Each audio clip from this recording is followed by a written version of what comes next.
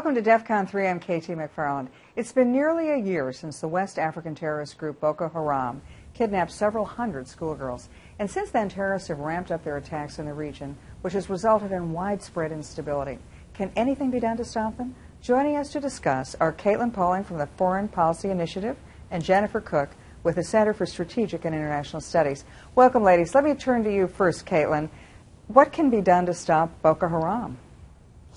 Well, I think the multinational task force that's been formed between regional actors, Chad, Cameroon, Niger, Benin, and also Nigeria, has been having a good amount of progress so far. They've recently retaken 3 towns from Boko Haram's stronghold.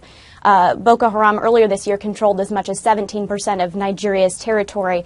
So I think that multinational task force is making some good gains. But with that, there is still a lot to be done. Nigeria's forces face massive problems of corruption and low morale and low training and equipment amounts. So it's a long way to go. Jennifer, let me turn to you. What is the United States' involvement? I know we had the Twitter hashtag campaign, but are we doing anything substantive with this coalition? Well, the U.S. has been working, giving advice and training to the Nigerian military. There were some tensions in the relationship this past year when the U.S. refused to allow Nigeria to purchase Cobra attack helicopters from Israel, citing human rights concerns and the lack of training and so forth. Nigeria then abruptly stopped a training exercise. So the U.S. has had a bit of trouble engaging with the Nigerian military. I think now with this multinational force, it's working with the Cameroonians, and it's offered again to work with the Nigerians on building their capacities. You know, Caitlin, you mentioned that there was an issue with corruption and competence in the Nigerian government. They're about to have elections. How is that going to change things? Well, the opponent of Goodluck Jonathan, Buhari, has come in offering up a lot of ideas in terms of reform and to root out corruption. When he did rule as a military ruler, when he took over the government through a coup in 1983, he was known for tackling corruption. So I think there could be a potential change after these elections, but if Goodluck Jonathan remains the president, I think there's a lot of things he needs to do to address that corruption.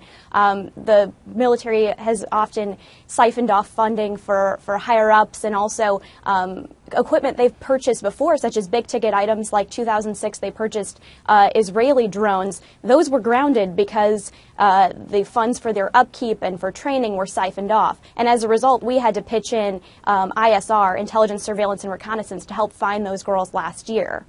Jennifer, you know, we've seen this time and time again where the United States is trying to partner with a government that's corrupt, incompetent, has a lot of shortcomings, and this seems to be where radical Islam is making its inroads.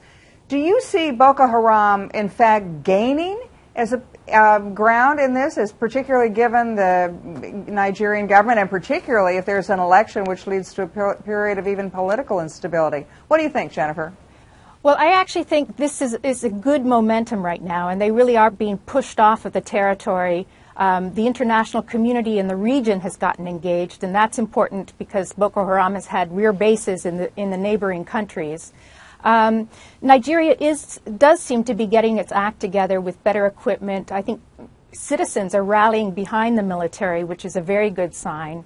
You know, this isn't the end of the road, though. I mean, Boko Haram has lashed back in suicide attacks. There's going to be a long road to kind of eradicating them rather than just pushing them back. And that means counterintelligence and counter-radicalizations programs. It means developing the economy of that region so young men aren't so vulnerable. It means working with communities to get better intel on what's happening. And finding the sources of funding for Boko Haram. So I think there is a lot of good momentum right now, but there's a lot of follow-through that happens. And as you say, if the elections are contested, that means everyone's distracted from this problem, and it leaves a void up there. Thank you both very much, Caitlin and Jennifer.